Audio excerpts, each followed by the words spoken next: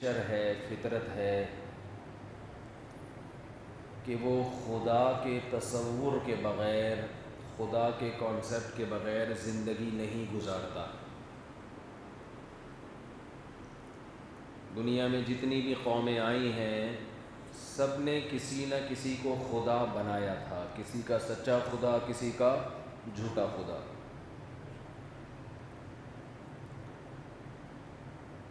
لیکن ایک قوم ایسی بھی ہے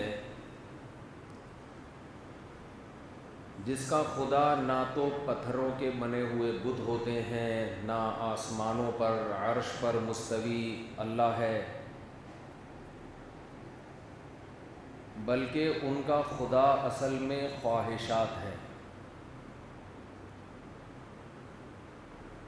خواہش کسے کہتے ہیں؟ آپ کا دل جس طرف مائل ہو رہا ہو، وہ کام جسے کرنے کا آپ کا دل چاہتا ہو، ایسے کاموں کو خواہشات کہا جاتا ہے۔ آپ کی یہ خواہشات ہیں، آپ کا دل چاہتا ہے کہ میں یہ کر لوں۔ تو قرآن کہہ رہا ہے بہت سے لوگ ایسے ہیں جن کا گاڈ، جن کا خدا، جن کا اللہ، وہ کون کیا ہے؟ بولے خواہشات۔ یہ خدا ہے ان کا۔ اصل خدا خواہشات ہیں، پھر خواہشات اگر پتھر کے بنے ہوئے بت کو خدا بنا دیں تو وہ اس کو بنا لیتے ہیں۔ خواہشات جب یہ کہتی ہیں کہ اللہ تمہارا خدا ہے تو پھر اللہ کو مان لیتے ہیں۔ خواہشات جب یہ کہتی ہیں کہ ملک کا قانون تمہارا خدا ہے تو پھر ملکی قانون کو فالو کرتے ہیں۔ خواہشات جب یہ کہتی ہیں کہ فلاں مسلک ٹھیک ہے تو فلاں مسلک سے فتویٰ لے لیتے ہیں۔ خواہشات جب یہ کہتی ہیں کہ مولانا لوگ ٹھیک ہوتے ہیں تو مولانا لوگ ٹھیک ہوتے ہیں۔ خواہشات جب یہ کہتی ہیں کہ مولانا لوگ 2 نمبر ہوتے ہیں تو مولانا لوگ کیا بن جاتے ہیں؟ پھر 2 نمبر بن جاتے ہیں۔ خواہشات یہ کہتی ہیں کہ یہ والی کمیٹی ٹھیک ہے، یہ والی کمیٹی مسجد کی بالکل ٹھیک ہے۔ جب خواہشات پہ زد پڑتی ہے تو یہ کمیٹی مسجد کی کیا ہے؟ 2 نمبر ہے۔ خواہشات جب کہتی ہیں تو یہ امام 1 نمبر آدمی ہے، کیونکہ آپ کے مطلب کی بات کرتے ہیں۔ جب یہی امام آپ کی خواہشات کے اگینسٹ چلے تو یہ امام 2 نمبر آدمی ہے۔ ابا آپ کا ہر مطالبہ پورا کرتے ہوں تو ابا بہت اچھے ہیں۔ خواہشات یہ کہتی ہیں کہ ابا بہت، کہ آپ خواہشات پوری ہو رہی ہیں نا، جو دل چاہ رہا ہے وہ ہو رہا ہے تو دل کیا کہے گا؟ ابا بہت اچھا۔ لیکن یہی ابا آپ کی خواہشات کے خلاف چلیں، خواہشات کہتی ہیں ابا بالکل بھی اچھے، بولو نا یار۔ دیکھو مسلمان یا کوئی بھی جو خدا کو مانتا ہو، چاہے جھوٹے خدا کو مانتا ہو، تو گاڈ کی ڈیفینیشن کیا ہے؟ گاڈ کا سب سے پہلا حق یہ ہے کہ گاڈ کو یہ اتھارٹی حاصل ہے کہ وہ جس چیز کو کہہ دے اچھا تو آپ کو ماننا پڑے گا اچھا۔ یہی ڈیفینیشن ہے نا گاڈ کی، ورنہ گاڈ بنانے کا فائدہ کیا اس کو؟ اور گاڈ کہہ دے یہ غلط ہے تو کیا ہے پھر؟ یعنی گاڈ کے آگے تو نہیں، اللہ سے زیادہ تو کسی کی عقل نہیں ہوتی نا بھائی۔ تو گاڈ کی ایک ڈیفینیشن یہ بھی ہو سکتی ہے کہ اس کی رائے کے آگے پھر آپ اپنی رائے کو فنا کر دیں۔ تو جب آپ کے ابا اس وقت تک اچھے ہیں جب تک وہ آپ کی خواہشات پوری کر رہے ہیں، تو خواہشات کے کہنے سے آپ نے ابا کو کیا کہہ دیا؟ اچھا۔ اور جب وہ آپ کی خواہشات کے اگینسٹ چلے تو پھر آپ کے ابا اچھے نہیں ہیں۔ اس کا مطلب آپ گاڈ کس کو مانتے ہو؟ خواہشات کو مانتے ہو۔ وہ جو کہہ رہی ہے فوراً فالو کرتے ہو اس کو۔ سمجھ میں آ رہی ہے بات کہ نہیں؟ ابا کے لیے بھی بیٹا، معذرت کے ساتھ یہاں ابا بھی بیٹھے ہوئے ہیں، وہ خوش ہو رہے ہوں گے کہ ہمارے فضائل چل رہے ہیں، لیکن ابا کے لیے بھی بیٹا اس وقت تک اچھا ہے جب تک ابا کی خواہشات کو پورا کرے، کما کما کے کھلائے۔ یہ لو ابا پیسے. ابا کہیں شادی نہیں کرنی ہے, کما کے مجھے دینا ہے. بالکل, میں کوئی بیوقوف احمق تھوڑی ہوں ان چکروں میں پڑ جاؤں گا. کما کے دوں گا, آپ ہیں پہلے. ابا کہیں تبلیغ میں نہیں جانا ہے. ابا میں آپ کی خدمت کے لیے پیدا ہوا ہوں, تبلیغ وبلیغ تو بیکار لوگوں کا کام ہے جن کے پاس کوئی کرنے دھرنے کا کوئی کام نہیں ہوتا. میں تھوڑی جاؤں گا تبلیغ میں, مجھے تو اللہ نے آپ کی خدمت کے لیے پیدا کیا ہے, دین کی تبلیغ کے لیے پیدا, بولو نا, نہیں. ابا کو ایسا بچہ بہت اچھا لگے, سب سے پیارا بچہ, بہت نیک, کیونکہ ابا کی خواہشات یہ کہہ رہی ہیں کہ پیارے کی ڈیفینیشن یہی ہے, لہذا یہ کیا ہے, پیارا ہے, چاہے وہ عجیب صحیح کیوں نہ ہو. بھائی ویڈیو نہ بنائے. تو عورت کے لیے وہ والا میاں پیارا ہے جو تمام قسم کی پابندیاں اس سے ہٹا دے. اچھا ہسبینڈ, جب عورت کہتی نا میرے ہسبینڈ بہت اچھے ہیں, سمجھ لو کسی قسم کی ہسبینڈ کی طرف سے کوئی پابندی نہیں ہے, نہ فجر کی پابندی, نہ ظہر کی, نہ عصر کی, نہ عشاء کی, نہ مغرب کی. پہلے مغرب آتی ہے پھر عشاء آتی ہے. نہ پردے کی, کوئی کسی قسم کی پابندی نہیں.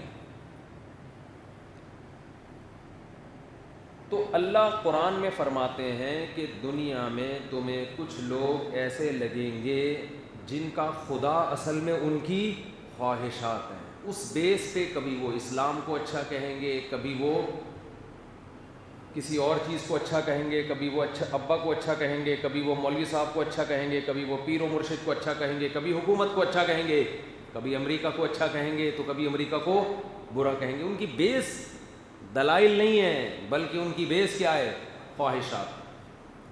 اور آج کا جو دور ہے نا, اس میں مسلک بھی وہی اچھا ہے جو آپ کی خواہشات کو اپیل کرتا ہے. 3 طلاقیں دینے کے بعد اہل حدیث بہت اچھے لگتے ہیں. 3 طلاقیں دینے کے بعد, بولو نا, اہل حدیث کا لگتا ہے کہ قرآن و حدیث کے مطابق چلتے ہیں. اور یہ چاروں امام جو تھے, ابو حنیفہ, مالک, شافعی, احمد بن حنبل, جو تابعین تبع تابعین کے دور میں تھے, ان بیچاروں کو تو قرآن و سنت کا ذرا سا بھی علم نہیں تھا. یہ تو تورات اور انجیل پر چلا کرتے تھے. ہے بھائی, تمہیں قرآن و حدیث اب سمجھائیں گے 15ویں صدی کے مولوی, اور وہ بھی طلاق جیسے حساس مسائل جس میں بیوی کے حلال یا حرام ہونے کا جس سے تعلق ہے. تو جب 3 طلاقیں کوئی دیتا ہے نا, تو اس کو حنفی بالکل بھی اچھے, بولو نہیں, شافعی بالکل بھی اچھے نہیں لگتے, بلکہ امام حنیفہ ہی اچھے نہیں لگتے, نہ امام شافعی لگتے ہیں, نہ امام مالک لگتے ہیں, نہ امام بخاری لگتے ہیں. صبح و شام بخاری کی رٹ لگائے گا, 3 طلاقیں دے گا تو بخاری کبھی کھول کے نہیں دیکھے گا. صحیح ہے نا, کیونکہ امام بخاری کی رائے یہی ہے کہ 3 کتنی ہوتی ہیں, 3 ہوتی ہیں, کبھی بھی نہیں کھول کے دیکھے. صبح و شام بخاری بخاری بخاری بخاری بخاری. تو جب اپنی بیٹی گھر سے بھاگ جائے, مثالیں سمجھیں, خاندانی مثالیں, ویسے تو یہ خاندانی مثال نہیں, اللہ نہ کرے, خاندانی اس اعتبار سے کہ جو بات سمجھانا چاہ رہا ہوں اس سے وہ بہت اچھی طرح سمجھ میں آ جائے گی. یہ مطلب نہیں کہ بیٹی کے گھر سے بھاگنا کوئی خاندانی کام ہے, مثال خاندانی ہے, کام خاندانی نہیں ہے. بچی گھر سے بھاگ گئی, بھاگی بھی باپ کی کوتاہی سے, وہ نکاح نہیں کر رہا اس کا ٹائم پہ, نہ باپ دلچسپی لے رہا ہے نہ بھائی دلچسپی, ہر رشتے میں کیڑے نکال کے ریجیکٹ. تو اللہ نہ کرے آپ کی بچی گھر سے بھاگ گئی, وہ بھی آپ کی غلطی سے, تو فوراً اہل حدیث سے فتویٰ لیں گے کہ جی بغیر ولی کی اجازت کے اس نے شادی کی ہے. قرآن حدیث کی روشنی میں بتائیں, باپ کی مرضی کے بغیر لڑکی اگر شادی کرتی ہے تو یہ نکاح کنسیڈر ہوگا یا نہیں؟ وہ فتویٰ دیں گے ولی کی اجازت کے بغیر لڑکی, بالغ عاقل لڑکی بھی نکاح نہیں کر سکتی. اور یہ تینوں اماموں کا یہی مذہب ہے, امام مالک, امام شافعی اور امام احمد بن حنبل کا یہی مذہب ہے, یہی رائے ہے ان کی. سمجھتے ہو؟ وہ جو حدیثیں لکھ کے دیں گے اس وقت اختلافی مسئلہ ہے تو دلائل دونوں طرف ہیں، تو وہ فوراً سمجھ میں آ رہی ہوں گی، اور پھر فتویٰ لے جا کے سب کو دکھائیں گے۔ پھر اگر کوئی حنفی عالم یہ فتویٰ دے گا بھائی اگر کفو میں نکاح کیا ہے، معیوب حرکت ہے، نہیں کرنا چاہیے تھا، لیکن اگر پیرلل ہے، لڑکا ہم پلہ ہے، جوڑ کا ہے، تو ہو گیا نکاح، تو فوراً جواب میں کہیں گے ہم قرآن و حدیث کو مانتے ہیں، ہم حنفی شافی کی باتیں نہیں کرتے۔ حدیث میں لکھا ہے لا نکاح الا بولی، ولی کے بغیر نکاح نہیں ہوتا، سمجھتے؟ لیکن اگر خود شادی کرنے کی بات آئے گی، سیٹنگ چل رہی ہے، لڑکی کے ابا مان نہیں رہے ہیں، پھر مفتی طارق مسعود صاحب کو فون کریں گے۔ اہل حدیث بھی فون کرتے ہیں بعض، جب کوئی اہل حدیث نوجوان ہو نا اور اس کی سیٹنگ ہو جائے، لڑکی کے ابا راضی نہیں ہے اور یہ بھگا کے شادی کرنا چاہتا ہے، تو بعض اہل حدیث بھی ہمیں فون کرتے ہیں، اور یہ کام حنفی بھی کر رہے ہوتے ہیں، میں کسی مسلک کی برائی نہیں کر رہا، ان کو بھی جب خواہشات ہوتی ہیں تو ادھر لڑکتے ہیں، تو وہ اہل حدیث فون کر رہے ہوتے ہیں مفتی صاحب آپ کیا کہتے ہیں امام ابو حنیفہ اس مسئلے کے بارے میں، لڑکی کے ابا راضی نہیں ہے، اب آپ دیکھیں نا اگر سب کے ابا کے راضی ہونے کی شرط لگائی جائے تو کیسے شادیاں ہوں گی، تو قرآن و حدیث سے آپ ہمیں بھی دلائل دے دیں۔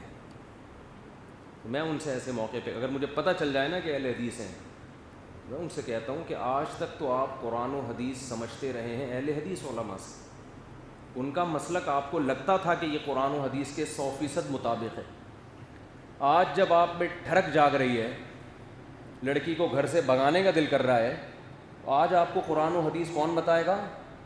مفتی طارق مسعود صاحب بتائیں گے، کیونکہ آپ کو پتہ ہے یہ حنفی ہیں، اور فقہ حنفی کا جو مفتہ بھی قول ہے اس پہ یہ فتویٰ دیں گے، اور ظاہر دلائل اس طرف بھی ہیں، تو آپ کہہ رہے ہوتے ہیں کہ نہیں میں حنفی منفی نہیں ہوں، میں صرف قرآن و حدیث کو مانتا ہوں، آپ قرآن سے حدیث سے دلیل لیں۔